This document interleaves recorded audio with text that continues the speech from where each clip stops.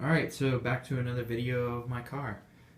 Here we see that I really didn't make any changes to it for this next run. It was pretty simple because it was only going from 3 meters to 2 meters, so the idea was practically the same.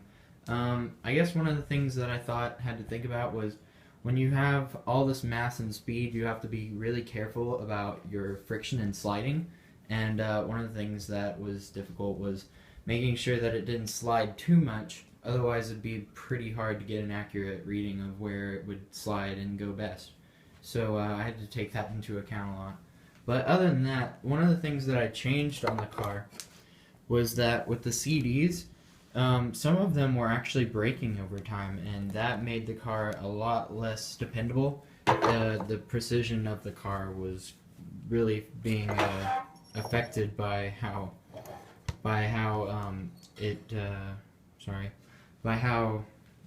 it was reacting to just the CDs. So what I did is originally I just filed out the CD insides and then put it over the dowel rods. So I just did the same thing with a couple of new CDs, and now it just went perfectly on this last run. So I'm really proud for that and grateful that I did that.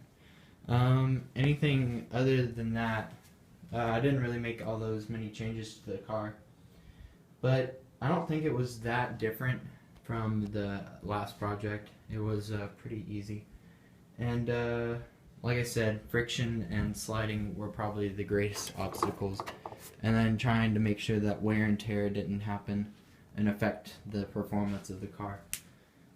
Last thing I'm gonna say is that I don't think this project was really difficult than the last one. I think that with all of the things that you had to take into account for of the last project, that it's really not that difficult. It was kind of easy, just like shortening the length and then making a couple of calculations here and there for friction and stuff. Like, really what I did is I actually just figured out from my ramp at home what would be the best amount of turns on the rear axle, and so when I basically got to a certain point, I felt like that it was getting pretty precise, and so I just kept it there, and then when I ran the car, it ended up going perfectly.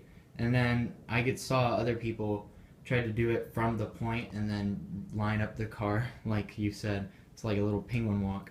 But instead, by doing that, I guess it kind of saves time, and it kind of makes it more precise because there's less room for error. And so that's just kind of how I did that. Well, thanks for watching the video. I hope you enjoy it, and I hope we get to have a good last leg of the race. Thanks, Mr. Hubney.